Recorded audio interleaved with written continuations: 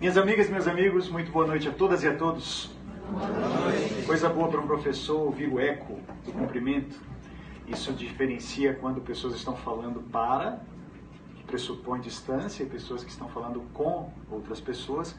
Então, permite essa interação, esse dar e receber, e isso nos dá uma alegria, uma sensação de acolhimento.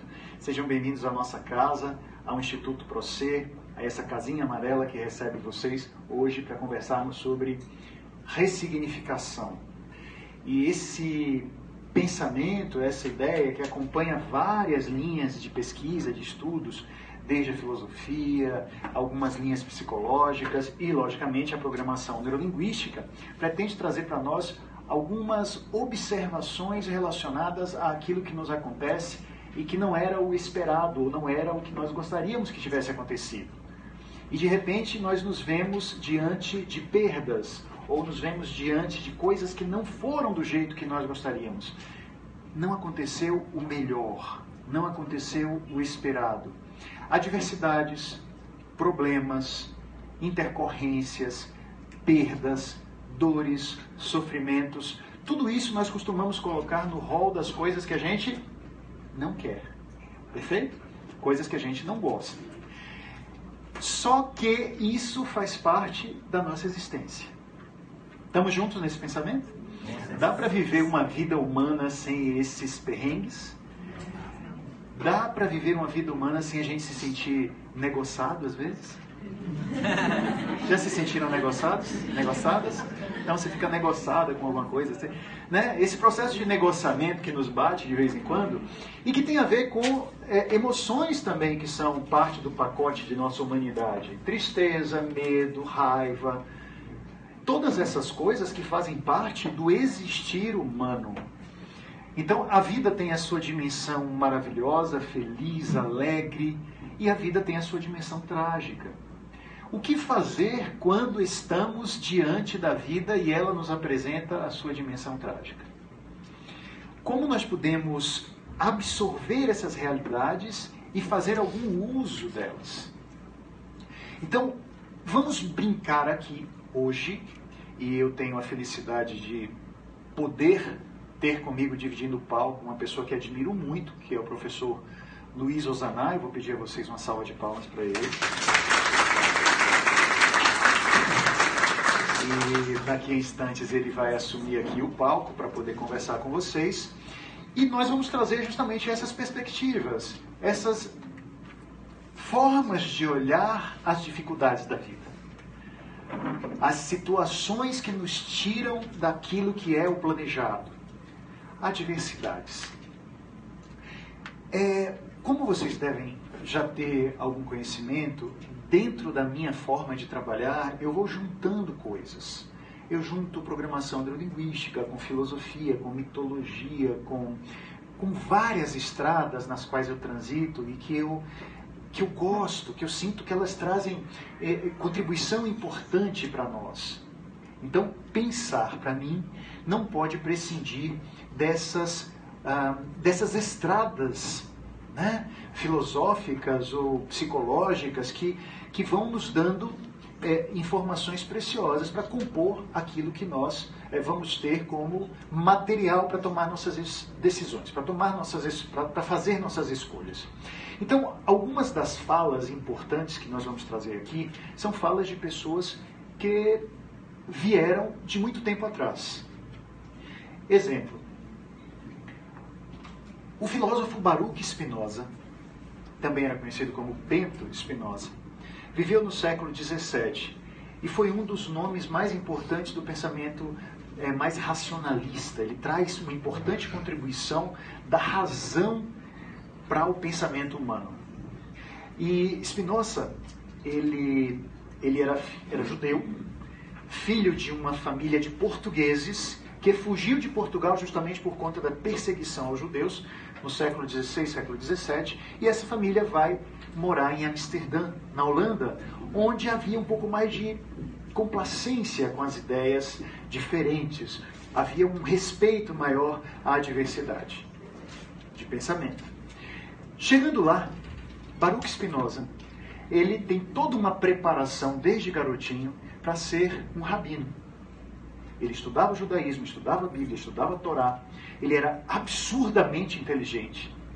Mas ele começou a desviar-se desse pensamento religioso para trazer aos seres humanos, a partir do seu trabalho, algo que tivesse a ver com razão. Então, o Deus de Spinoza não é o Deus dos católicos e não é o Deus dos judeus.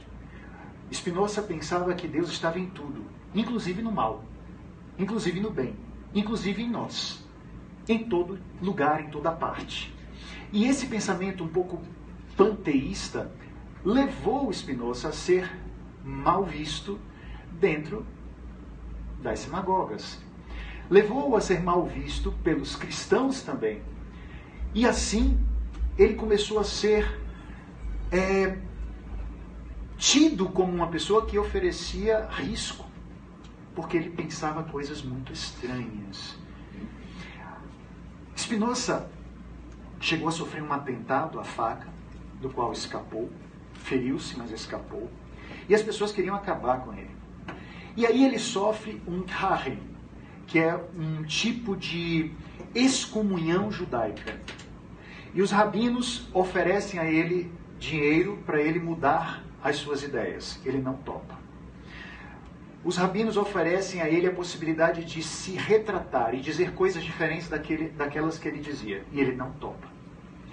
E então começam a persegui-lo de tal forma que chegam a combinar o pior tipo de anátema, ou a pior das excomunhões, que era: ele não tem direito mais a entrar numa sinagoga, ele não pode mais falar com ninguém que pertença à comunidade judaica de Amsterdã, ele não pode ser empregado por alguém que pertença à comunidade, ele não pode comprar ou vender nada de alguém que seja da comunidade. As pessoas da comunidade não podem se aproximar dele menos de 3 metros. Ele não pode ocupar o mesmo lugar, o mesmo espaço coberto de pessoas da comunidade. Enfim, ele praticamente tem uma excomunhão que pode representar até a morte, porque ele não teria como nem sobreviver. E assim sendo, ele recebe esse tipo de castigo e, logicamente, vocês diriam: isso é uma coisa boa ou uma coisa ruim, gente? Bom ou ruim? Ruim. Aparentemente, logicamente, uma coisa ruim. E Spinoza diz: fui anatematizado, fui excomungado, ninguém pode se aproximar de mim, não posso ter contato com ninguém da comunidade, etc, etc, etc. Ele diz: ainda bem, finalmente posso me tornar um pensador livre. Esse não é um processo de ressignificação? Sim. Vamos pensar voando no tempo, saindo do aspecto filosófico, religioso, e viajando no tempo para os momentos agora, anos de 1980, papapá. Se bem que eu acho que uma parte de vocês não tinha nascido em 1980, né? Acho que não. Eu quero falar de um camarada que é muito conhecido por muitos de nós, o Steve Jobs. E o Steve Jobs, por mais que ele tenha fundado a Apple, e ele obteve um sucesso estrondoso, há um momento em que a Apple está descendo a ladeira e ele é expulso da própria companhia que ele havia criado. E nesse momento é irônico, porque a pessoa que consegue tirá-lo, né, da Apple é justamente uma pessoa que ele contratou para estar na Apple. É o John Sculley. E ele arrastou o John Sculley da Pepsi e colocou na Apple, porque confiava no trabalho do John. E depois, por uma série de coisas, e a biografia do Walter Isaacs é muito boa nesse sentido, conta a história do Jobs de uma forma muito interessante, com detalhes, minúcias. E aí há um instante em que ele fica naquela situação: puxa, a empresa que eu ajudei a fundar, a empresa que eu criei, agora me expulsou. E aí ele diz uma coisa muito preciosa. Ele diz o seguinte: eu estou abrindo mão do peso de ser bem-sucedido para a leveza de me tornar de novo um iniciante. Observem esse pensamento. estou abrindo mão, por conta dessa situação, do peso de ser um ser humano bem-sucedido, para me tornar alguém que saboreia a leveza de ser um iniciante. E, de fato, esse não foi o único revés, a única adversidade na vida do Jobs. Em muitos momentos ele teve suas quedas, como, por exemplo, no momento em que ele criou o Lisa, um tipo de computador que não deu certo, instantes diversos da sua história, ou a própria construção da Next, que foi uma empresa que ele fundou depois, que também não andou muito bem das pernas, enfim. E aí eu fico pensando, esta pessoa que foi um dos maiores revolucionários na tecnologia, na informática, isso aqui tem dedo dele, isso aqui tem dedo dele, isso daqui tem dedo dele. Enfim, eu sou um cara que tem o dedo de Jobs em toda parte. O laptop que eu uso é um Mac. Enfim, esse camarada... Aliás, quantas pessoas aqui têm alguma coisa da Apple? Só para eu ter uma noção. Valei-me. Né? O sujeito é onipresente. Enfim, esta pessoa teve adversidades. Esta pessoa fracassou inúmeras vezes. Essa pessoa escorregou. Ela teve reveses. E às vezes eu me pergunto, quando diante de uma pessoa que me faz uma questão do tipo, Cal, por que as coisas não estão dando certo para mim? Ou até eu mesmo, quando me olho no espelho e fico me perguntando, Cal, eu falando comigo no espelho, por que as coisas não estão dando certo para você? Sabe uma resposta que me vem às vezes? Porque eu não errei ainda o suficiente. Muita gente não está tendo sucesso porque não está arriscando. Muita gente não está tendo sucesso, não está tendo até mesmo a sensação de ser feliz nesta vida, porque não está arriscando errar. Sabe a pessoa que não quer errar e fica parada? E congela? E estagna? Então, o não fazer, a falta de ânimo por buscar, com o medo de errar, em determinados momentos, não estou dizendo em todos, porque um pouco de cautela, um pouco de estratégia, a observação das coisas é algo importante, não estamos fazendo apologia de ser um estabanado, mas é que às vezes a gente não faz muita coisa por congelar no medo de errar, no medo de fracassar. E assim, pode ser que o contrário, né, da coragem não seja covardia. O contrário da coragem seja a acomodação. Eu me acomodo, eu paro no tempo, eu fico congelado. Esse momento é um momento aqui no nosso bate-papo de talvez dar um novo significado ao erro. E é por isso que quando pensamos em adversidades, inclusive em erros, que tal imaginar que eles são aprendizados? Há uma ideia da própria programação neurolinguística, que talvez seja um dos seus mais importantes pressupostos, que diz que fracasso não existe. Essa é uma ideia de ressignificação. Vamos entender o que é que esse pensamento nos traz. Fracasso não existe. As únicas coisas que nós podemos ter a partir dos nossos impulsos, a partir das nossas deliberações conscientes, de ações no sentido de conseguir alguma coisa na vida, as únicas coisas que nós podemos ter são resultados. E dentre esses resultados, se chegamos onde queríamos chegar, tivemos sucesso. Obtivemos aquilo que buscávamos, chegamos onde queríamos chegar. Mas se nós não tivemos aquilo que nós buscamos, se nós não obtivemos a conquista daquilo que queríamos, em vez de imaginar que aconteceu para nós um fracasso, poderíamos dizer aconteceu para nós o quê? Um aprendizado. O que eu tiro dessa experiência? Seja bem-vinda, querida. Fique à vontade. Ah, que bacana, ela passou para não incomodar o pessoal. Gente, tem gente aqui dentro, viu? Tem gente aqui dentro, deve ter aí umas 200 a 400 pessoas, não sei, não faço ideia. Depois esse vídeo vai estar lá no YouTube, tá? Se vocês quiserem depois dar uma entrada no canal do YouTube, onde a gente coloca todas as palestras, algumas aulas, alguns vídeos, essa também vai estar lá. enfim, não deu certo, não obtive aquilo que eu queria, eu tive um aprendizado. Não aconteceu do jeito que eu gostaria, eu tive um aprendizado. E, portanto, essas considerações não são a verdade sobre nossa vida, mas são uma maneira de interpretar aquilo que nos acontece. O que eu tiro das experiências que não foram bem-sucedidas?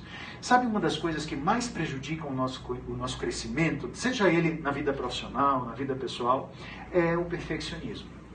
O perfeccionismo empaca você de fazer buscas, de se lançar. Então, se eu tiver a mínima dúvida de se eu vou conseguir ou não alguma coisa, eu prefiro não fazer. Se eu tiver a mínima dúvida de que eu não vou conseguir chegar àquele patamar ou àquele nível de qualidade que eu gostaria, eu prefiro não arriscar. Isso se trata de perfeccionismo, que no passado já foi visto como algo bacana, uma virtude. Hoje a gente tem isso como doença. Pessoas perfeccionistas só têm uma vantagem: elas morrem cedo.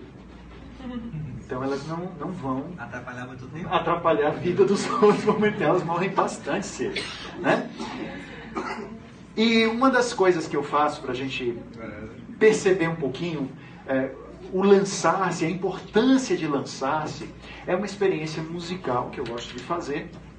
Vocês estão aqui no salão, mas eu convido também vocês que estão assistindo pela internet a fazerem parte desse exercício musical. É o seguinte: eu não vou dar muitas informações para a gente poder aproveitar e eu perceber se o meu Wi-Fi com vocês está funcionando bem. Preparem-se, tá? Eu vou lançar algumas coisas e depois vocês vão me trazer de volta.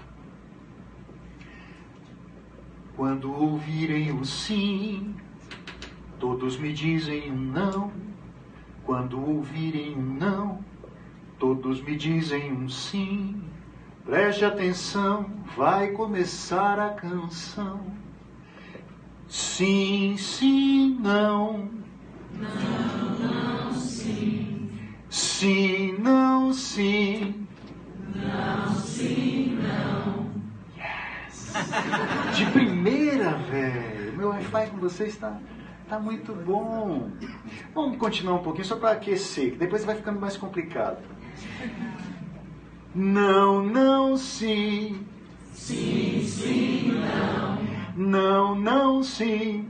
Sim, sim, não. Sim, sim, não. Não, não, sim. Não, sim, não. Sim, não, sim. Muito fácil nesse primeiro momento.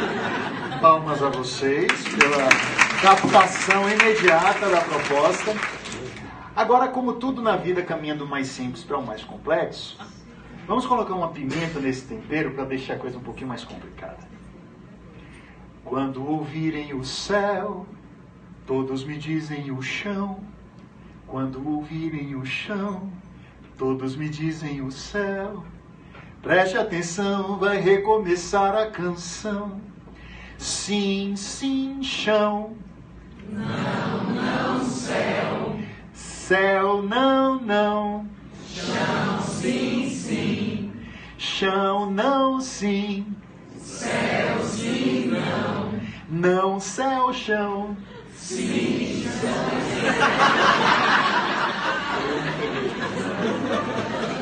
Tá mais desafiador, né? A proposta tá mais desafiadora. Mas palmas para vocês de novo. Como na vida tudo caminha do mais simples para o mais complexo, vamos colocar mais pimenta nesse tempero. Preparem-se. Quando ouvirem o pão, todos me dizem o mel. Quando ouvirem o mel, todos me dizem o pão. Preste atenção, vai começar a grande confusão. Sim, sim, mel. não, não, pão. Pão, céu, chão.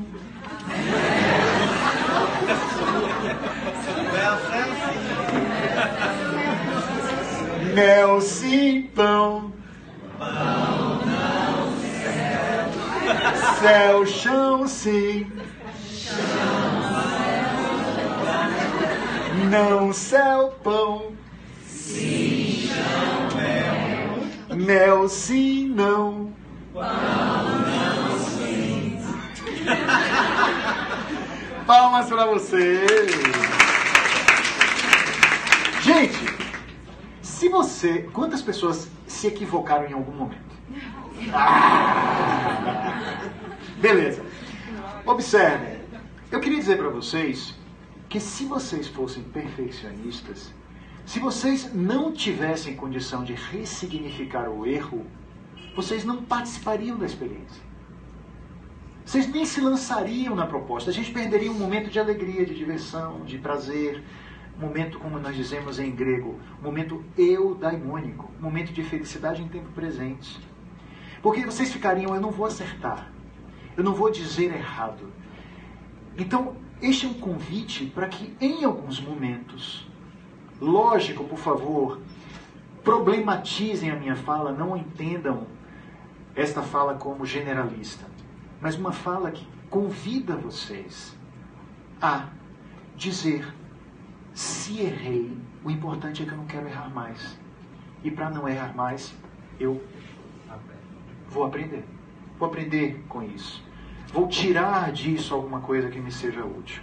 Toda a proposta da neurolinguística não é uma proposta de autoflagelação em relação a você se sentir mal pelas coisas que não deram certo. Mas pelo contrário, você dizer para si mesmo, as coisas que não deram certo me trouxeram um aprendizado para que eu siga adiante fazendo aquilo que eu preciso fazer para continuar na minha trilha de felicidade e de mais sucesso. E agora eu quero convidar vocês a receber com muita alegria, com muito carinho, nosso queridíssimo Luiz Ozanam.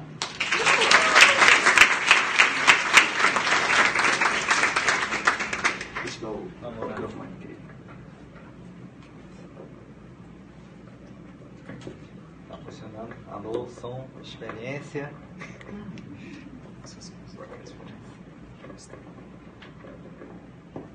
Beleza? Boa noite, gente. Boa noite. Que honra estar aqui com vocês. Que honra. Um pouquinho do seu background, por favor. Só para o pessoal que não te conhece. Eu sou psicólogo, me formei na UFBA em 88. Na minha época só tinha psicologia na Federal. Hoje existem mais de 14 faculdades de psicologia aqui em Salvador. Depois eu fiz especialização em educação, fiz um MBA em psicologia organizacional, fiz um mestrado em história, além de psicólogo eu sou historiador. Fiz formação em 2 escolas de pensamento da psicologia, a psicanálise e a psicologia analítica junguiana. E hoje eu sou um psicólogo junguiano, essa é a minha corrente teórica que eu utilizo na minha prática como terapeuta, como consultor, como educador, na minha vida pessoal também, os conceitos aplicáveis para ajudar a ressignificar as nossas situações de desafios que nos permitem aprender, evoluir continuamente, né? Eu quero dizer para vocês que é um prazer enorme estar aqui, o convite de Cal, de Martinha, são pessoas maravilhosas, não somente em termos de preparo teórico, conceitual, profissionais de altíssimo nível, profissionais seríssimos, mas também como pessoas humanas maravilhosas, né? Pessoas que estão acolhedoras, estão afetivas, estão zelosas por aquilo que se propõe a fazer e que têm uma preocupação com um propósito na atuação profissional e na instituição que eles dirigem. Então está convidado para poder conversar com vocês sobre esse tema tão importante que é a aprendizagem diante dos desafios. É algo assim bastante desafiador e ao mesmo tempo muito gratificante. Eu quero dizer para vocês que Jung tem uma frase muito interessante. Segundo ele, qualquer árvore que queira tocar os céus precisa de raízes tão profundas a ponto de tocar os infernos. Quem não experimenta os infernos não vai conseguir gozar os céus. Meus queridos, nossas crenças têm poder. Nossas escolhas determinam onde nós vamos chegar. Nós, seres humanos, podemos continuamente aprender coisas novas. Nós, seres humanos, podemos continuamente transcender. Nós, seres humanos, podemos continuamente mudar. Então, eu nasci assim, você sempre assim, Gabriela. Papo que nasce torto, nunca se endireita. Não se ensina papagaio velho a falar. Não é psicologia, não é PNL, não é psicologia junguiana. não representa a potencialidade de nós, seres humanos. Nós podemos sempre aprender, evoluir, transcender e agregar. Só que para isso precisamos de alguns elementos importantíssimos que nem sempre estão presentes em nossas vidas. Primeiro elemento fundamental para que a gente possa tirar lições das situações que não são tão agradáveis, prazerosas e bem-sucedidas, os nossos infernos. Primeiro pré-requisito, humildade. Eu preciso ter humildade para não ser perfeccionista, para saber que eu tenho continuamente oportunidade e necessidade de aprender e de evoluir. Infelizmente, no senso comum, falar em humildade, muitas vezes associamos com algo que desqualifica. Ouço muito isso.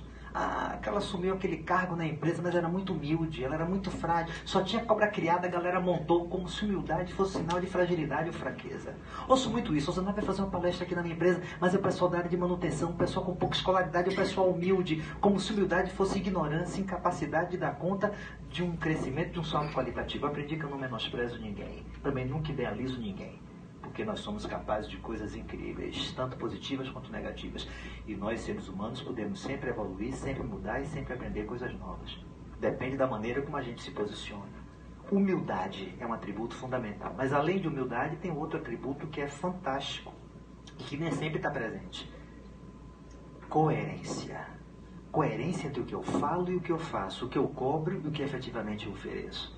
Infelizmente, nós não tomamos consciência de que aquilo que acontece em nossas vidas, diante das contingências favoráveis ou desfavoráveis, é impactado de maneira significativa pelas nossas escolhas, pela maneira como nós nos posicionamos.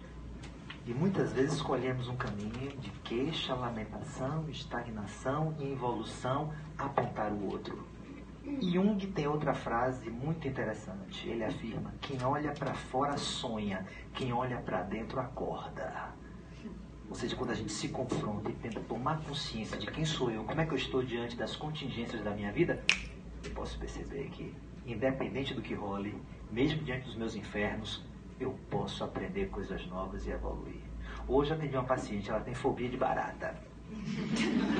Mas fobia mesmo, ela não é medo, é pânico. Eu saio nua, pelada, pulo no pescoço do zelador, eu ligo pra gente me dar socorro em casa, o negócio é sério.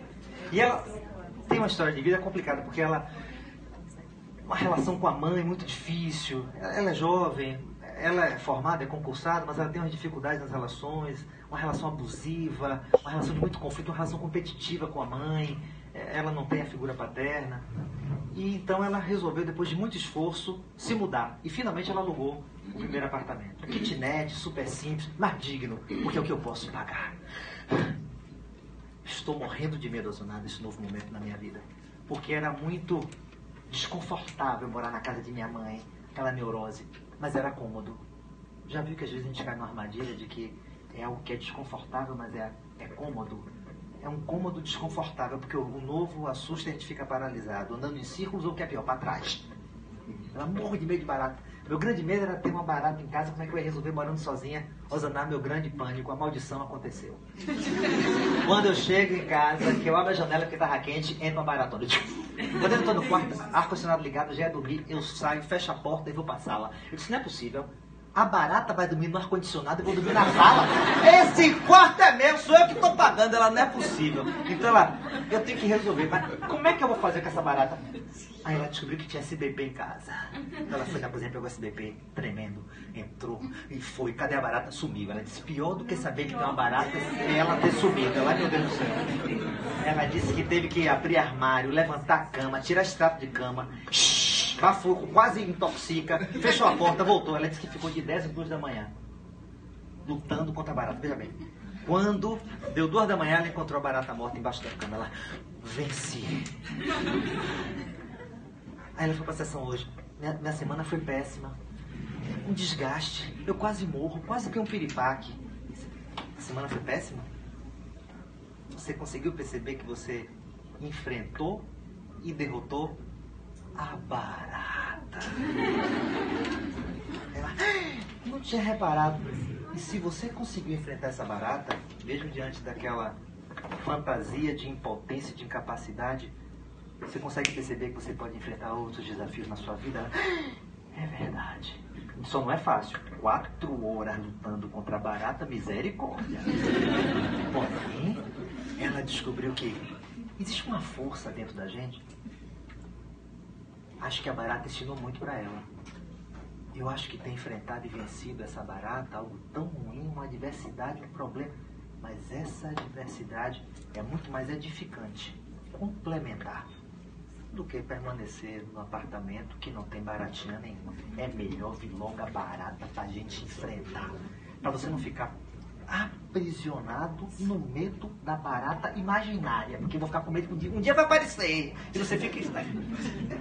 Porque nós, seres humanos, somos agentes da nossa própria história. Tem uma situação que ilustra isso.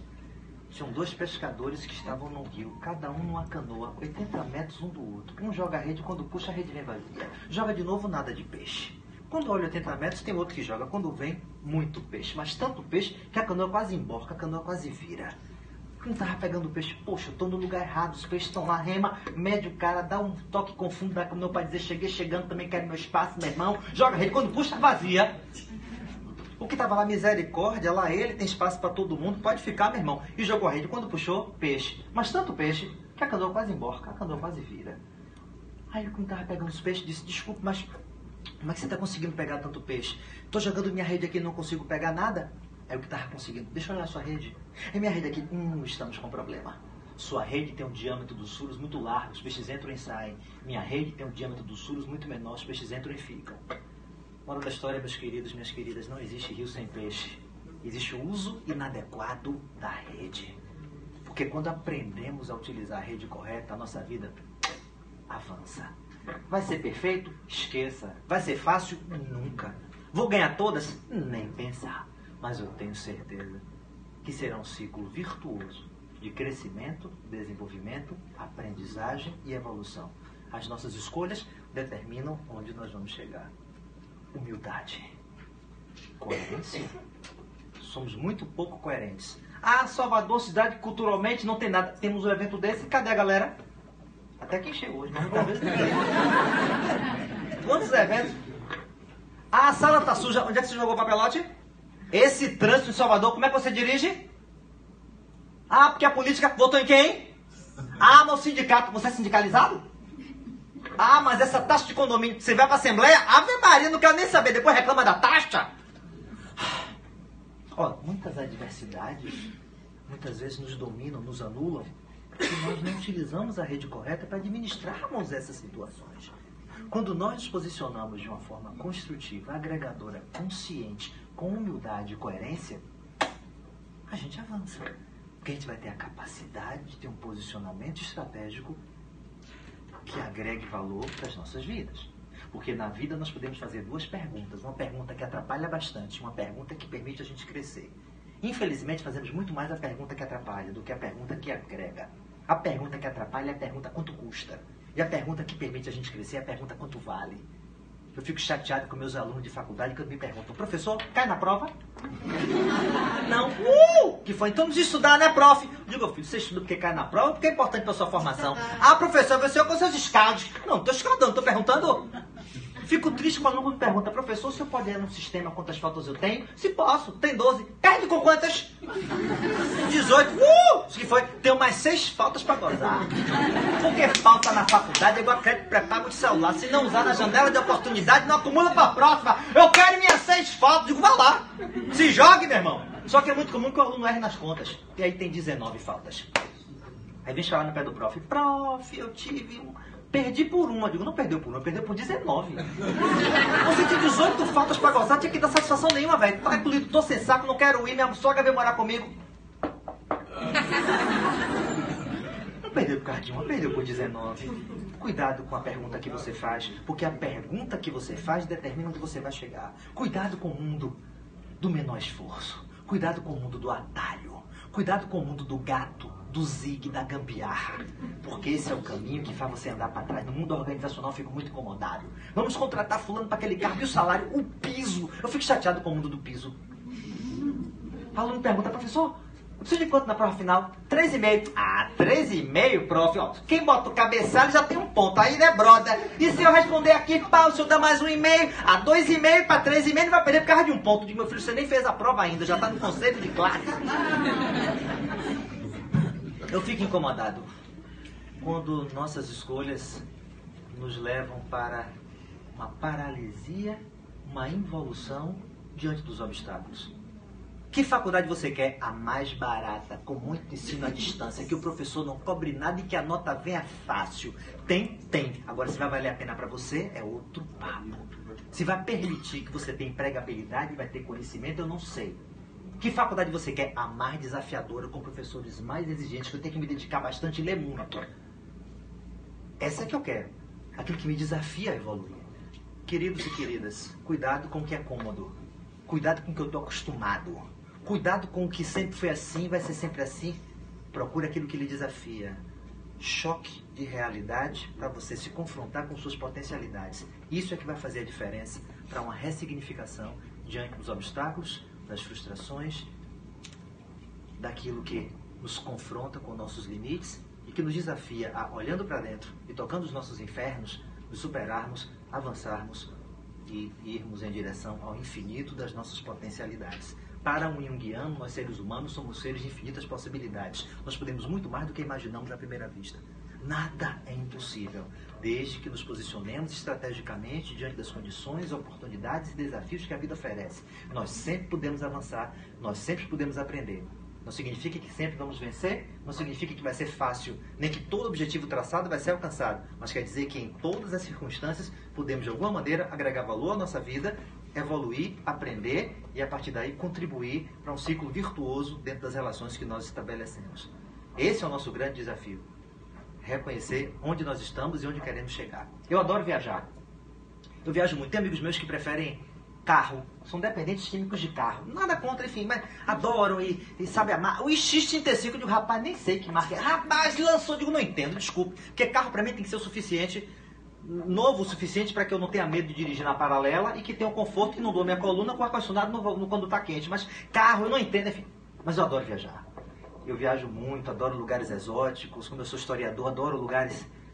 Eu fiz uma viagem agora em novembro que mudou minha vida. Porque eu aprendi que quanto menos conforto nós temos, mais nós somos confrontados com a possibilidade de aprender coisas novas. Então eu adoro lugares exóticos. E eu fui para Mongólia em novembro. Inverno. Menos 24 graus.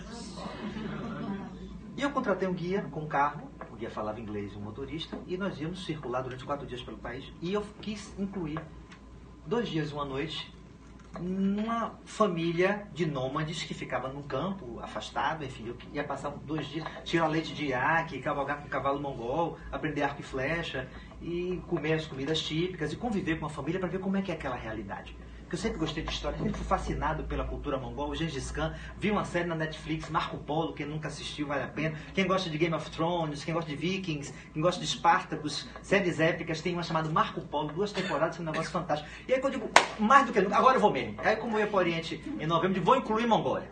Só não sabia que era menos 24. Se eu soubesse, eu tinha repensado, mas menos 24 graus. E aí visitei vários lugares e chegou o dia dessa família nômade. Fomos na estrada, tudo nevado. Saímos da estrada de asfalto, fomos para a estrada de barro, até que saímos da estrada oficial e fomos para, literalmente, o descampado das estepes. Chego numa família que tinha 2 tendas circulares, e quando eu olhei assim, uns 200 camelos, 150 vacas, tinha umas 300 cabras. Poxa, desci do carro, tirei várias fotos, me situando um frio. E aí, quando eu cheguei, eu vi que o dono da casa eram 4 pessoas, um casal, um marido, mulher, um casal de filhos, de 23 e 21. Estava o pai batendo um martelo no forro do estábulo. Quando eu vi, estava o menino tangendo os camelos. Quando eu vi, estava a menina carregando estrume de camelo que serve de combustível para o aquecimento dentro da tenda e não tem cheiro. E eu não vi a mãe. Quando eu cheguei, a primeira coisa que eu fiz, observar, eu disse, puxa vida, cada um sabe o que tem que fazer. Ninguém estava mandando, não vi o pai dizendo, carrega, cada um consciente do que tinha que fazer. Eu disse, pô, que coisa interessante. Circulei. Quando ia escurecendo, eu entrei na tenda. Quando eu chego, está a mãe lá, amassando pão, porque ia ser o nosso jantar fresquinho, feito na hora. Quando eu olho para a tenda circular, tinha um altar religioso com imagens, figuras dos ancestrais, que lá a religião de base budista e de culto aos ancestrais. Um altar, a espiritualidade estava presente. Quando eu vi o armário, era para 3 pessoas, para 4 pessoas moravam naquele único cômodo que era a tenda. O armário, o closet, era uma cômoda com 3 gavetas. 3 gavetas para 4 pessoas. Quando eu imaginei da minha filha mais velha, que eu tenho 2 filhas, uma de 28 anos que parece Cleo Pires e uma de 25 que parece Giovanna Antonelli. Quando eu imaginei o armário só da minha mais velha, que minha mais velha é toda obcecada com arrumação, ela é toda perfeccionista, e tem etiquetas nas gavetas para tudo armadinho. Calcinha de ficar em casa, calcinha de sair, calcinha em processo de análise para decidir que gaveta fica. Eu digo, minha filha, meu pai não mexe no meu armário. Eu digo, tá. Aí eu fiquei imaginando, disse, meu Deus, se fossem minhas filhas aqui, minha vida de classe média, urbana, ocidental, me chamou a atenção a simplicidade. Depois eu olho a cozinha. A cozinha era uma mesa com 4 tachos, parecendo tacho de fazer moqueca, só que é de metal, porque tudo lá é frito e tipo guisado, cozido, né, com caldo. Umas cumbucas de botar sopa oriental e uns talheres assim em cima. A cozinha era aquilo. E olhei uma pia com uma torneira de plástico e um garrafão de água, tipo de água mineral, que é onde eles usavam para escovar o dente, lavar o rosto, lavar as partes, porque em menos de 24 graus eles só tomavam banho a cada 3 semanas. E no meio tinha um fogão movido a combustível de estrume de camelo. E servia de aquecimento e para cozinhar os alimentos. Eu olhei assim, que coisa incrível. A mãe estava preparando a massa do pão, que ia ser um pão frito, delicioso. O pai, quando chegou, já foi cuidar do fogo. O menino estava cuidando da mesa e a menina estava arrumando as camas onde iam dormir os convidados. Tinham 3 camas onde dormimos os visitantes e eles dormiram no chão. Todos nós dormimos 7 na mesma tenda, né? Aí mais uma vez eu disse, puxa, ninguém precisou mandar nada, cada um sabia o que tinha que fazer. Menos 24 graus, um frio de matar. Eu estava com a segunda pele na perna, uma calça de trilha, 2 meias e um sapato de trilha, 2 segundas peles de tórax, um moletom, um casaco impermeável, cachecol, luva e gorro, e estava com frio. Aí a gente senta, sai a comida, foi muito interessante. Umas coxas de cordeiro com as batatas assadas, cada um aí comendo com a faca, comendo a carne, me senti como Gengis Khan em 1300 e pouco. E a gente conversando, né? E o guia traduzindo em inglês. Aí eu fiz a pergunta que me permitiu travar contato com a minha humildade e com a minha capacidade de aprender coisas novas, independente da situação mais inóspita possível, menos 24 graus. Sim, ainda tinha um detalhe do banheiro, né? O banheiro ficava 30 metros fora da tenda. Era um buraco na neve, porque na Ásia não tem negócio de vaso sanitário, é buraco, cócoras, né? E aí tinha umas tábuas de madeira para você se apoiar, tinha um biombo somente para evitar que quem estivesse na tenda visse, e o fundo aqui era aberto. Olha o vento, misericórdia. Eu olhei e disse, eu não vou fazer número 2, eu não vou comer pouco, porque se tiver número 2 de madrugada, acabou. E nem número 1, sabe de 1, eu não vou nem beber nada, água, eu vou ficar no... Aí fiz a pergunta que não... que me transformou. Eu disse, puxa vida, que lugar inóspito. Um lugar no meio do nada, só tinha a tenda, os animais. Um trabalho árduo, um trabalho pesado. Mas cada um sabia o que tinha que fazer. Aí eu disse, por que eles não vendem esses camelos e compram um apartamento na cidade e saem daqui? Porque para mim, aquela diversidade era um problema. Era um transtorno. Aí a guia, aqui é o contrário. As pessoas da cidade querem vender tudo que tem para vir morar aqui no campo. E adoram morar nas tendas. Tenda, em idioma mongol, é Ger, G-E-R, que significa lar. Onde eu moro é o meu lar. E aí ela disse, sabe por que as pessoas gostam de morar aqui? Aí, não. Sabe por que faz parte da tradição mongol? Essa liberdade, morar aqui. Eu disse, não, meu filho, só sei que é menos 24 graus, uma ventania retada. Como é que pode um negócio desse? Aí ele, as pessoas gostam de morar na tenda porque a tenda não tem parede, a tenda não tem pilastra, na tenda não tem porta, na tenda não tem sombra, na tenda tudo é amostra, tudo é compartilhado, tudo é visto. Só existe um elemento, a verdade. Enquanto que a gente está acostumado a esconder, escamotear, negar. Inclusive a diversidade, porque nossa vida tem que ser perfeita. No Facebook, então, misericórdia. Então, é assim que a gente cresce. É assim que a gente avança. É assim que a gente aprende. Administrando, gerenciando, se relacionando com a adversidade. E não fugindo dela. E muito menos negando que ela existe, que faz parte da nossa vida. Eu tive uma adversidade, porque 2 horas da manhã eu fiquei com vontade de fazer xixi. Tudo apagado embaixo, porque eu dormi. Só fiz tirar o sapato, o gorro e a luva. Mas fiquei deitado, com 2 cobertas de lã de 4 dedos e ainda com frio. Ai, meu Deus, e o xixi? Eu digo, agora vai complicar, não pode ser.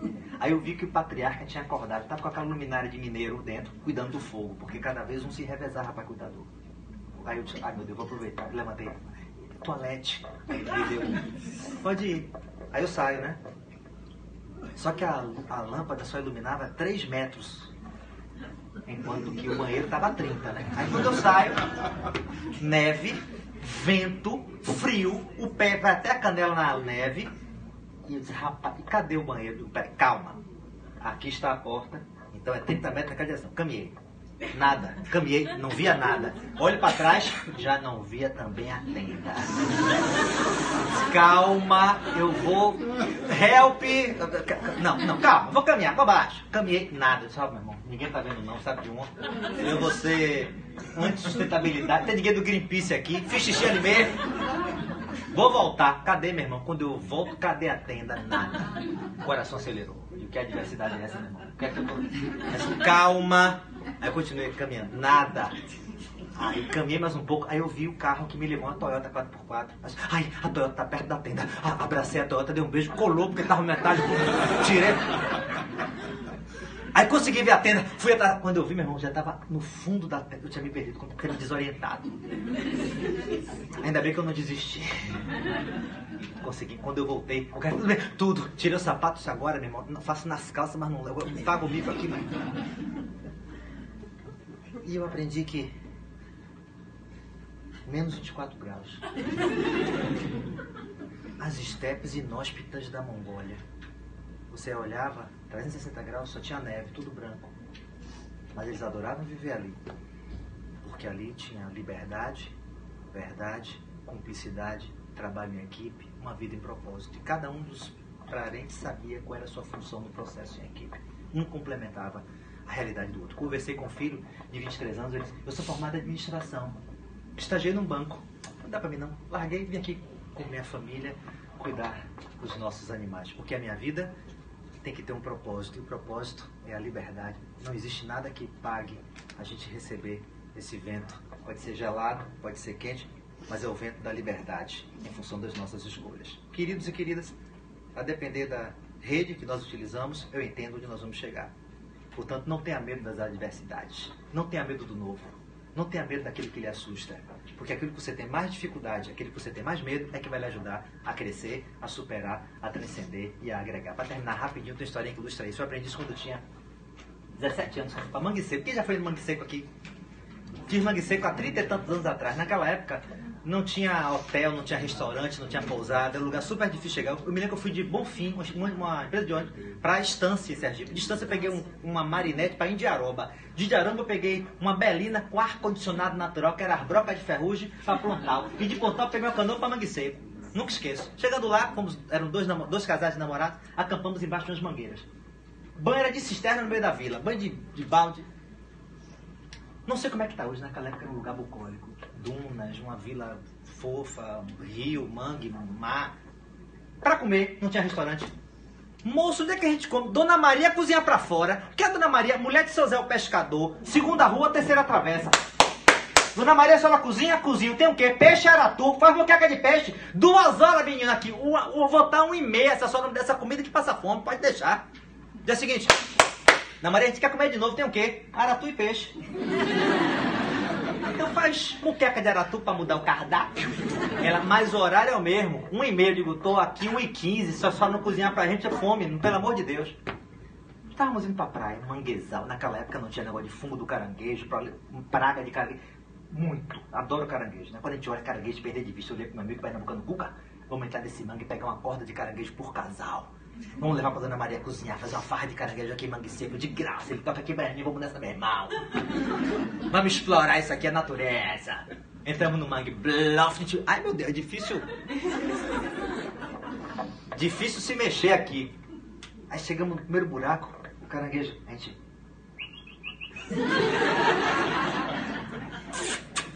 Cholinha! O caranguejo tá no buraco e nada, a gente... eu não quero melar essa lama. Desculpa, esse caranguejo é muito esperto, a gente tá aqui tentando em nada. Ele, rapaz, vamos mudar nossas metas. Porque não é fracasso, é retroalimentação, aprendizagem. Vamos pegar somente uma corda pra nós quatro, ficar no defeso do caranguejo. Aí disse, eu vou mais longe, pega somente esse, porque o colesterol... Aí tem razão, a mulher, você não pega, calma, que mico, esse a gente pega. Passa o pescador, vê a mulher, isso que foi, moço, tira eles de lá. Calma, entrou no mangue, bloft, chega perto da gente. O que vocês querem? Rapaz, eu quero pegar o caranguejo, mas tá difícil, né? Aí ele, com licença, botou a mão no buraco. Foi até o pé da orelha. Acho que parou o som aqui. Parou o som? Parou. É que acabou, Matinho? Não sei. Alô, som? Alô, alô, alô? Ah, já vi o que? Deixa eu ligar aqui.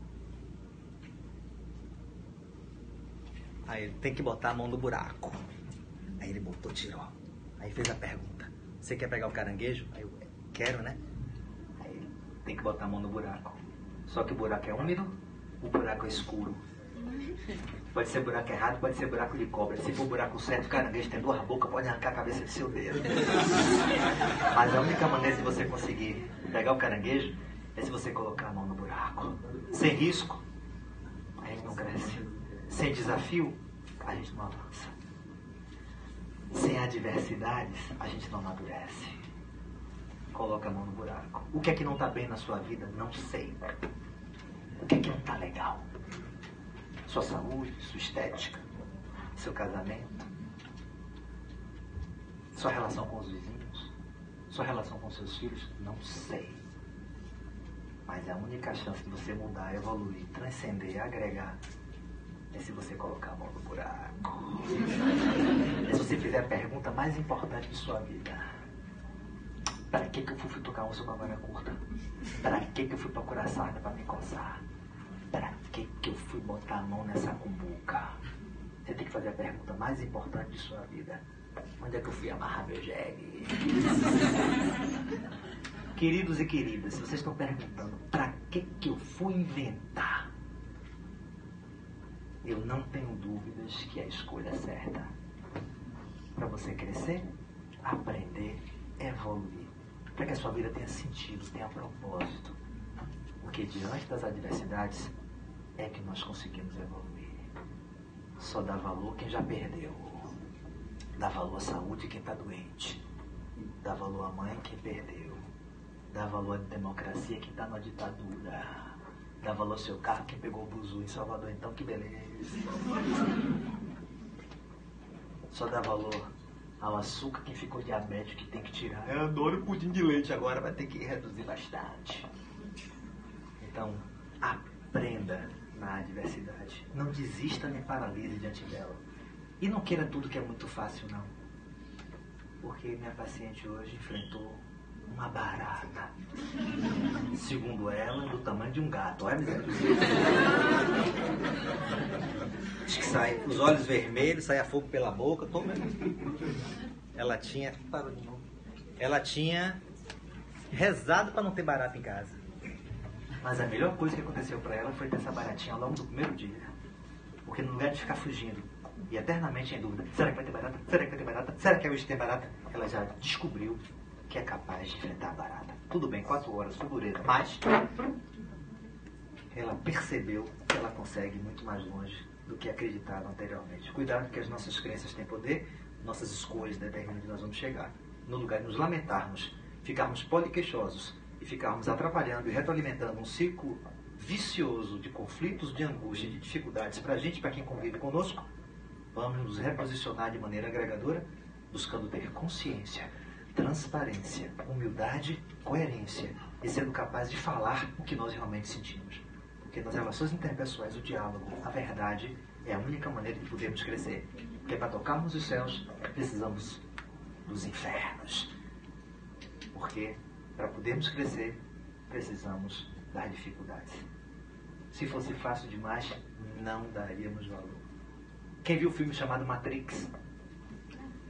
lembra que é uma ficção científica, que as máquinas dominam os humanos, vivemos plugados no mundo de aparência, e nesse mundo, que é um mundo imaginário, nós somos dominados pelas máquinas e somos o combustível das máquinas. E tem uma conversa entre Smith, que é o representante das máquinas, que tenta lutar contra os humanos para manter os dominados, enfrentando quem está na resistência, Morfeu e Neo, que ele diz: a primeira Matrix era um mundo perfeito, mas perdíamos safras inteiras de humanos, porque não estamos acostumados. Nós não evoluímos, ficamos estagnados. Se fosse perfeito, fácil demais. Menino super protegido não evolui, psicologicamente falando. Menino que não bota o pé no chão, não cria imunidade. Aliás, só desenvolvemos a imunidade biológica tendo contato com a gente que é patógeno. Aliás, coisa mais incrível do que vacina não tem, né? Você quer tomar o H1N1? Quero, para ficar imune. Agora o H1N1 modificado. Aquilo que adoece é que pode gerar cura. Olha, o negócio... Isso vale para a biologia, isso vale para finanças, isso vale para as relações amorosas, isso vale para a vida psicológica, isso vale para a carreira da gente. Porque quem vivencia a totalidade, sim e não, pão e mel, céu e chão, é que a gente vai conseguir crescer. Não me pergunte a ordem que eu não sei mais.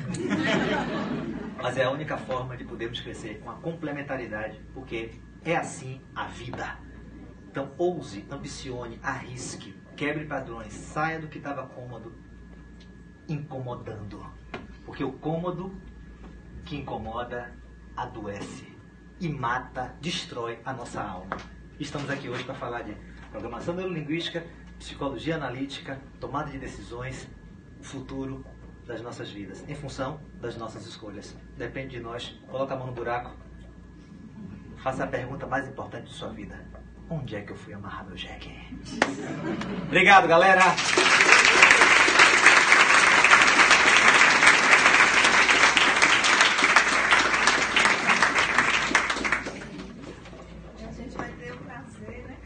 Isso. Era para você dar um pouquinho, né? Em maio, de 19 e 20 de maio, vamos fazer um workshop aqui na Casa Amarela sobre uma ferramenta junguiana muito interessante chamada Teoria dos Tipos Psicológicos. Jung tem uma ferramenta muito interessante chamada Teoria dos Tipos, onde ele afirma que existem características psicológicas em cada um de nós, modos de funcionamento cognitivos e comportamentais. Pensamento, sentimento, sensação e intuição. E todos nós temos características dos quatro, mas sempre um dos quatro predomina. E a depender de qual dos quatro se destaque, tem um modo de comportamento, um padrão de atitude que pode ser bem definido, relativamente previsível. Quando a gente aprende a identificar qual é o nosso perfil, a gente fica mais tolerante com a gente, ao mesmo tempo que estamos muito mais abertos para encontrar as fontes de desafio para podermos crescer e evoluir. E quando identificamos no outro, aprendemos a nos comunicar no canal correspondente do outro. Tem gente que é mais pensamento, lógica, racional, sim, sim, não, não, pão, queijo, mas um igual a dois. Tá com dor de dente, vai no dentista, é lógico. Queria comprar aquela bolsa, mas não tenho dinheiro. Não vá no shopping, é lógico. Meu namorado não me dá assistência, mas eu tô sempre repetindo, digo, então termine, é lógico. Ah, mas dia dos namorados fica sozinha, então não reclame, é lógico. Tem gente que é pão, queijo, sim, sim, não, não. Aí você manda um zap pra ele, Binho, hoje lá na Casinha Amarela foi maravilhoso, porque a gente falou sobre tantas coisas, escolhas. Eu acho que eu vou querer ser mais tolerante com você. Não vamos mais brigar. Binho, eu te amo. Aí Binho responde, ok. Como é que eu lido com Binho? Veremos no nosso evento de maio. Mas tem mais 3 tipos psicológicos. Sentimento, pessoas que são mais afetivas, sensíveis. Pessoas que são mais carismáticas, que são mais melindrosas. Então, aquelas pessoas que gostam de se relacionar, de criar bons vínculos. Então, chega atrasado, pede desculpa do professor. Não, né, professor, pode me dar falta. Eu quero falta. Me dê falta. Eu mereço falta. Quando acabar aqui, que é a carona? 8 pessoas. Bota no colo que cabe. Gente que é muito preocupada. Como é que eu lido com essas pessoas sensíveis e que são muito ricas no padrão de relações? Porque quem é pensamento é mais frio. Quem é sentimento é mais caloroso, mas também é mais dramático.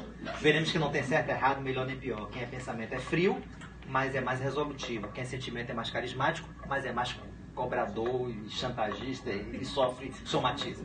E tem outros 2 tipos. Pessoas que são mais sensação, são sensoriais. Ouvido tuberculoso, olhar de lince, olfato de cão perdigueiro. Conhece gente que é assim? Cheiro de mofo. Conhece gente que é assim? Essa cadeira dá uma coluna. A sala tá fria. Conhece gente que... Vai chover porque meu nariz... Conhece gente que é assim? São pessoas detalhistas, minuciosas, organizadas, pontuais. Mas são conservadoras. Se você mexeu no queijo, ele se perde. Então, como lidar com as pessoas que são assim, detalhistas, minuciosas? Patricinha, Mauricinho. Como lidar com essas pessoas? Veremos aqui. E tem gente que é mais intuitiva. destrambelhada. Bora pra Praia do Forte agora. Tem biquíni? Não. E aí, compra. Se tiver fechado, tô tomando banho de mar. Bora, meu filho, tá demorando muito. Tem gente que... A gente vai fazer um workshop aqui, sábado e domingo, 19 e 20 de maio. E a gente vai poder conhecer os tipos, como lidar com cada um, como descobrir o seu próprio perfil. Vai ser muito interessante dentro de uma leitura junguiana, numa perspectiva interdisciplinar aqui com o projeto de Cal do Instituto, com Martinha, numa perspectiva de abertura, desse olhar múltiplo de Cal, né? A Marta tem esse olhar também, então ele trabalha com mitologia, trabalha com filosofia, trabalha com psicologia, trabalha com PNL, nos treinamentos, nos cursos, nas formações, e aí está vindo o junguiano aqui para fazer uma dobradinha em maio. Vai ser um evento muito interessante, espero que vocês possam participar, vai ser muito, muito, muito rico. Para mim essa ferramenta é muito interessante na psicologia, pode ajudar, complementa muito nessa leitura de escolhas, como me posicionar na vida, como estabelecer relações, muito interessante. Ferramenta dos tipos psicológicos, como identificar as diferenças para fazer diferença nas relações interpessoais, em maio. Mas vai ser divulgado, não é isso? Vai, a gente vai falar assim. Beleza.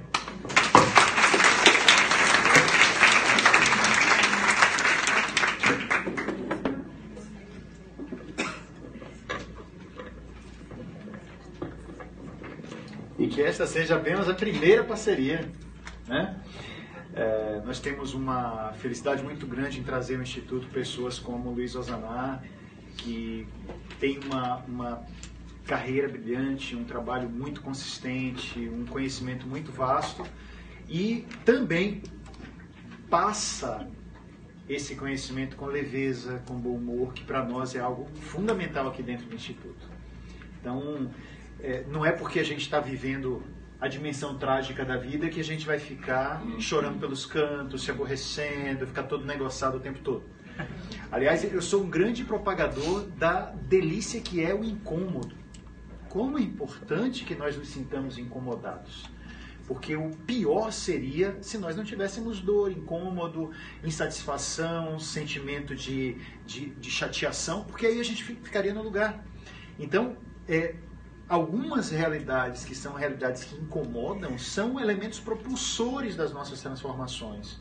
A programação neurolinguística, quando trabalha a ressignificação e quando trabalha outros tipos de conteúdos, ela está querendo convidar-nos a um processo de olhar para dentro. Olhe o que você está vivendo. Seja capaz de perceber o que você sente, o que você vive, o que você deseja, o que você busca de fato. Então, nesse processo de autoconhecimento, você também vai percebendo coisas que você não quer mais para você. Não dá mais para viver determinadas realidades. Ou, eu já me cansei de tais realidades se sucedendo ininterruptamente na minha vida. Sabe aquela pessoa que diz assim, olha, eu terminei com um namorado, com uma namorada, porque ele ou ela tinha determinado tipo de comportamento que eu não gostava, que me fazia mal. Aí terminei com essa pessoa e daqui a mais alguns meses vou namorar uma outra pessoa e quando namoro essa outra pessoa percebo que ela tem características muito semelhantes àquela que estava lá atrás. E aí eu digo, puxa vida, saí do espeto e caí na frigideira. É como se a vida estivesse dizendo, olha, não é fora que a mudança deve acontecer. É dentro. Porque talvez a vida tenha te dado apenas um recado. E aí a gente diz, puxa, mas então não é ruim esse tipo de recorrência de situações difíceis? Pelo contrário. É um recado da vida, é uma apresentação de algo que existe com você e é um convite para que alguma coisa vá mudando dentro de você, para que a vida do lado de fora mude também. Então, a programação neurolinguística, ela não traz a ressignificação de uma forma polianística da vida. Observem, por exemplo, que no início do século XX, a escritora, uma famosa escritora, que é a Eleanor Porter, americana, escreveu Poliana. E Poliana era, se vocês não recordam, acho que muita gente leu Poliana. Estou falando bobagem? Não. Fazia parte até dos livros paradidáticos na época para a gente estudar e tal. Poliana é uma menina órfã que de repente se vê levada para a casa de uma tia rica e que lá dentro ela precisa lidar com determinadas realidades totalmente diferentes e novas para ela. A primeira coisa interessante é o momento em que Poliana chega na mansão da tia rica. E aí a tia vai levando-a para conhecer a casa. E ela olha os lugares, ela diz, meu Deus, nunca vi tanta beleza, tantos móveis bonitos, obras de arte na parede e tal. E ela vai subindo as escadarias e a tia levando-a para os aposentos onde ela deveria morar. A partir daquele momento. E ela carregando a malinha, Poliana, uma menina de 11, 12 anos, e a tia leva para o sótão. E diz, é aqui que você vai dormir. E ela primeiro toma aquele susto de ver que a casa era gigantesca, com muitos quartos, mas a tia leva para ela dormir, exatamente, para ela morar ali na casa, no sótão. E aí ela vê aquele sótão e diz, meu Deus, que lugar feio. Aí imediatamente ela faz aquilo que ela chama de jogo do contente. E ela diz, é feio, mas é um quarto só meu. Lá no orfanato eu tinha que dividi-lo com mais 20 crianças. Aí ela pensa, puxa, mas a casa é toda bonita e tem paredes decoradas com quadros bonitos. Este sótão é tão feio. Ah, mas tem uma janela. E através dessa janela eu posso ver a beleza da paisagem. E ela vai fazendo esse jogo do contente para lidar com uma realidade que ela não pode mudar. Então, a ideia do jogo do contente da Poliana, que ela aprendera com o pai, dizia, aquilo que é uma adversidade, entenda de um ponto de vista positivo. Observem, por favor, a ressignificação não é um jogo do contente o tempo todo. É muito interessante notar que a Poliana é talvez o personagem que eu conheço, né, de literatura mais próximo a uma ideia de ressignificação. Mas ele não significa que seja o aconselhamento, a orientação para o nosso pensamento. Há muita coisa interessante no jogo do contente e há muita coisa que pode levar o sujeito a uma negação do incômodo que está sentindo. Então vamos imaginar que eu estou caminhando na rua, Osaná, e aí eu tropeço e quebro um dedo. E aí eu digo, oh, que maravilha, quebrei um dedo só. Podia ter quebrado 5. E isso é o jogo de contente da negação. Isso é um jogo do contente insano. Porque eu estou sentindo a dor, e aí eu começo a fazer de conta que não estou sentindo. Isso não é ressignificação, isso está beirando a doidice. Alienação. É uma alienação, é uma negação, é uma fuga de realidades. Observem, tomei o tropeção, raios, está doendo, eu vou tomar uma providência em relação a isso. O outro lado da história, fugindo da ideia da ressignificação, o contrário seria eu passar 2 anos lamentando porque eu quebrei um dedo, num tropeção que dei. Ou seja, a programação neurolinguística e muitas linhas filosóficas e psicológicas vão nos orientar a observar o que acontece conosco. Quais são as realidades que estão dando recados para as nossas vidas? Quais são os chamados para a mudança? E muitos desses chamados são adversidades, dores, incômodos, intercorrências, situação que não parece estar funcionando muito bem, que está dando cliques para a gente abrir o olho, ao ampliar o processo de percepção da vida e buscar alternativas.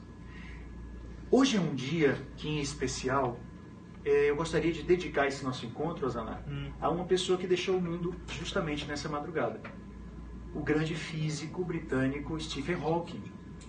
Stephen Hawking, para mim, é uma das maiores lendas vivas do que pode ser uma ressignificação concretamente mostrada na sua vida. Uma pessoa que tinha tudo para não fazer nada. E no nada que ele vivia em relação a algumas impossibilidades, ele fez tudo. É como se essa pessoa pudesse dizer assim, olha, este sofrimento eu ressignifico, essa doença eu ressignifico, dizendo para mim, o que é que eu posso fazer apesar de... E não vou permanecer lamentando, enfraquecido e pequeno por causa de... Eu gosto, e tem um texto que eu publiquei há pouco tempo, chamado Pessoas apesar de e Pessoas por causa de. As pessoas, por causa de, elas vivem lamentando as coisas que elas não podem por causa de. Por causa da situação do país, por causa dos meus pais que me trataram mal, por causa do meu namorado, da minha namorada, da minha esposa, eu não consegui tal coisa. Essas são as pessoas por causa de, doidas para terem justificativas que expliquem aquelas suas impossibilidades. Provavelmente elas vão ser pessoas fixas na acomodação, na experiência que estão vivendo. Já as pessoas apesar de, são as pessoas que dizem, apesar das minhas dores, apesar das minhas dificuldades, apesar do país, apesar das coisas que eu recebi, das coisas que eu não recebi, o que é que eu posso fazer de melhor? Como eu posso dar o meu melhor? Elas ressignificam as dificuldades, transformando-as em aprendizado ou em impulso para maiores transformações. O curso de programação neurolinguística, gente, que a gente faz aqui no Instituto, fala dessas coisas todas. É um curso, e eu gosto sempre de dizer que eu me aproprio muito da filosofia, que é uma paixão, para jogar dentro da PNL. Talvez seja esse um dos diferenciais que a gente tem aqui, de trazer para o pensamento e para o estudo da PNL um pouco de filosofia. E muita gente diz, mas a PNL tem essa cara de prática, de técnica, mental, PPP, fazer, agir. E a filosofia é tão cabeça, tão, sabe, abstrata. Gente, não existe coisa mais prática do que a filosofia.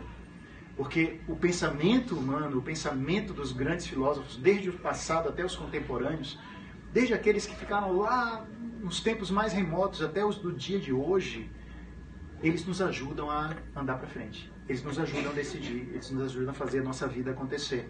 Então, eu levo também para o estudo, para o nosso aprendizado de PNL em sala de aula, muito da filosofia.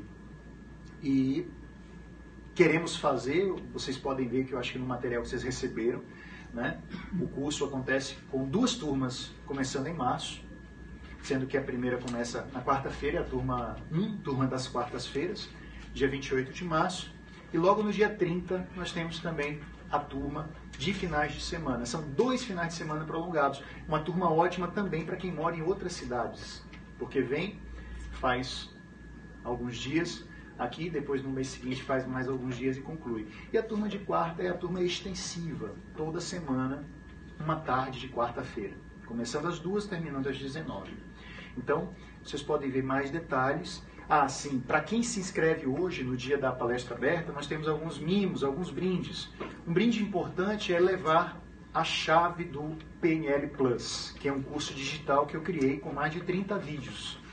Então, vídeos sobre autoestima, transformação, liderança, comunicação. Então, a pessoa ganha esse curso se inscrevendo e ganha também, me leva para casa, digamos assim, no sentido metafórico, que ganha um exemplar do livro que eu escrevi, que foi relançado recentemente pela editora Altos Planos, que é o Mudando para Melhor.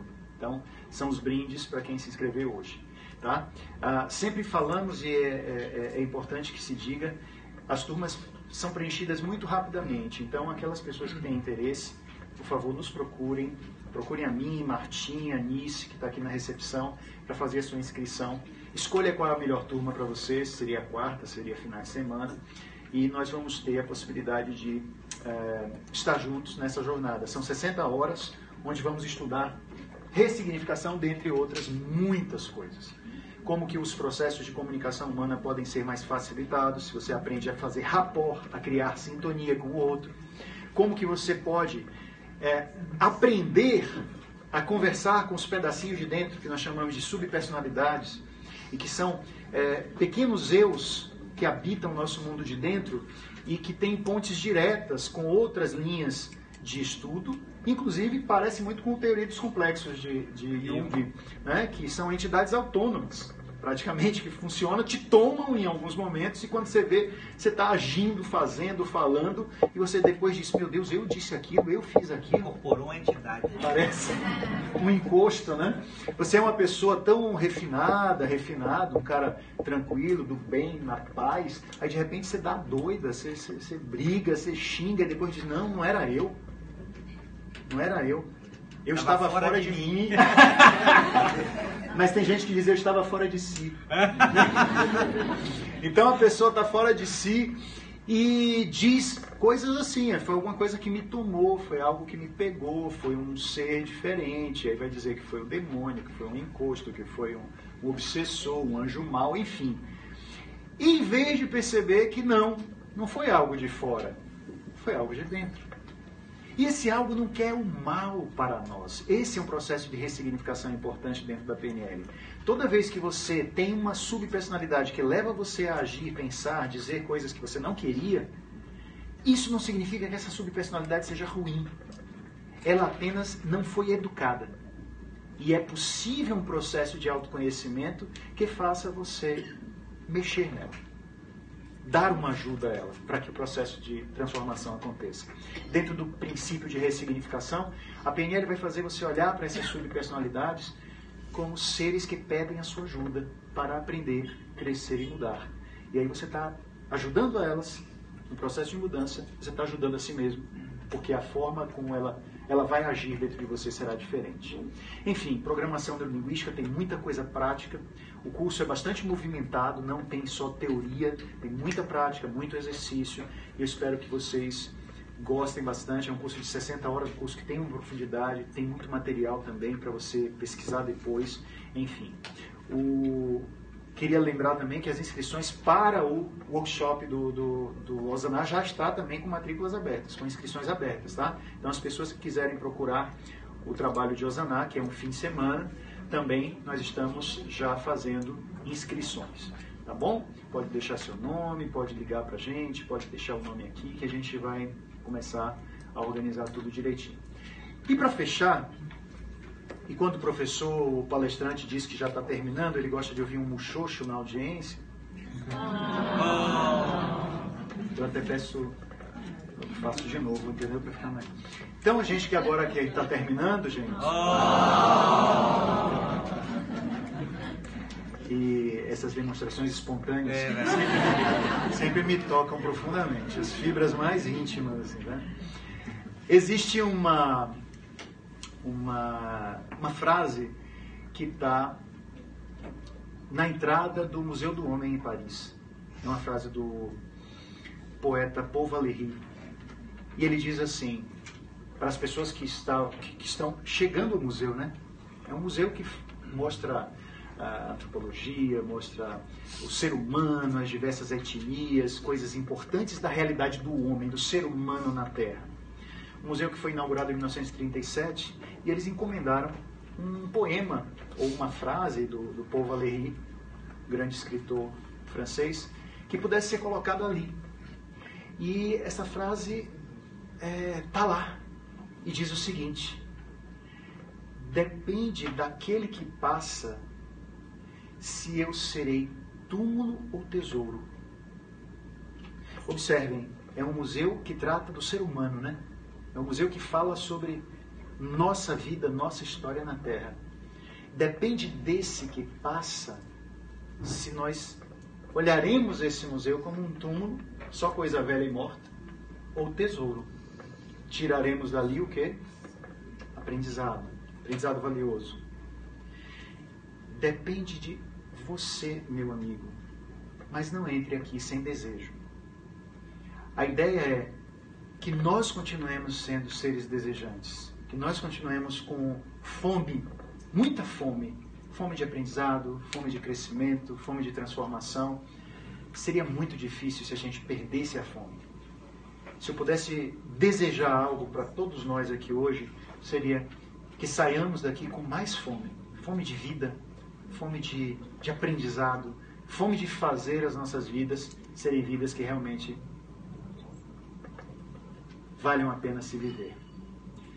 Então, nossa gratidão a vocês também que estão aqui dentro das redes sociais. Vou fazer algo que eu sempre faço, que é mostrar ao pessoal daqui de dentro, vocês daqui de fora. Então, vou pedir para vocês darem um aceno para as pessoas, tá? Vou dar um alô para o pessoal, dar um